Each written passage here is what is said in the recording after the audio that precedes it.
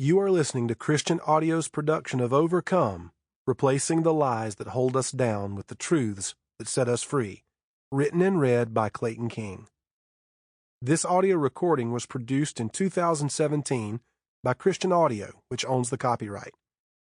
No portion of this recording may be reproduced for any reason without prior written consent from Christian Audio. This edition issued by contractual arrangement with Baker Books, a division of Baker Publishing Group. Originally published in English as Overcome, copyright 2017 by Clayton King. All rights reserved. Please visit christianaudio.com, facebook.com/christianaudio, or twitter.com/christianaudio to offer your impressions of this work and to explore additional titles. Introduction. Confessions of a Sick Pastor. I hate being sick, not because of the fever or chills or sore throat or stomach ache. I hate being sick because it keeps me from working, and I love to work. I'm good at it. It makes me feel alive. I don't get sick very often, but when I do, I can trace my steps backward and see the pattern that led to it, and it usually goes something like this. Sometime around the holidays, generally right after Christmas, I feel it coming on. My throat gets scratchy, I sense a fever brewing, and I start making my way toward the medicine cabinet to overdose on vitamins and zinc in an attempt to hold off the plague. I wind up on the couch or the recliner in a gray haze of fever-induced sleeplessness and total loss of appetite. I get angry. I can't do anything. I have no energy. I want to see friends. I want to get coffee and have lunch with people because it's the holidays and things have slowed down for everyone.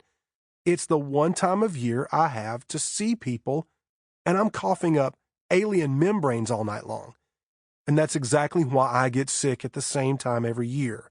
Here's what I mean. For years, I didn't see the progression. I would push myself for months and months.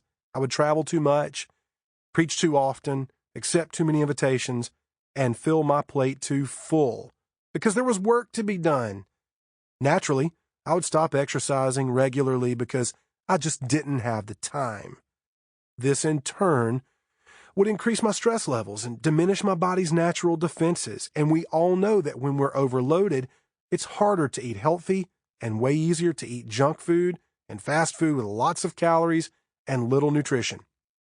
Additionally, because of the workload I willingly took on, my mind would begin spinning as soon as I would lie down to go to sleep at night. I couldn't turn it off. I would think about upcoming projects, sermons to write, book deadlines, staff meetings, fundraisers, new hires.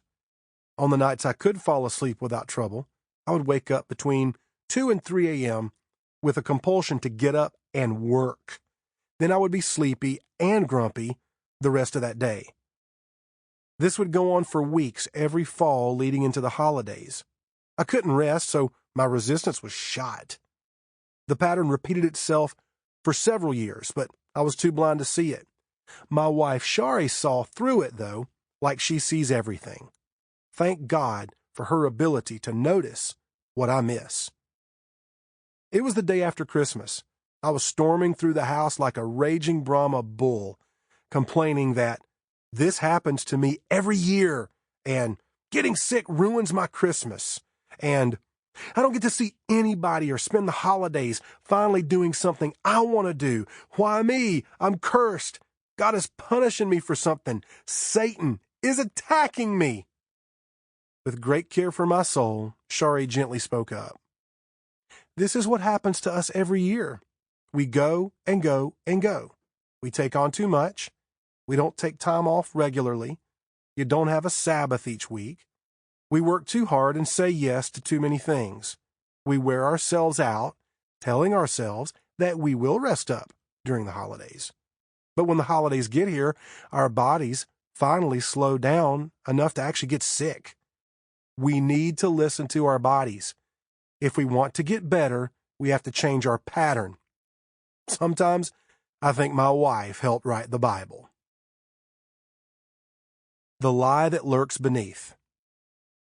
It made perfect sense. Sample complete. Ready to continue?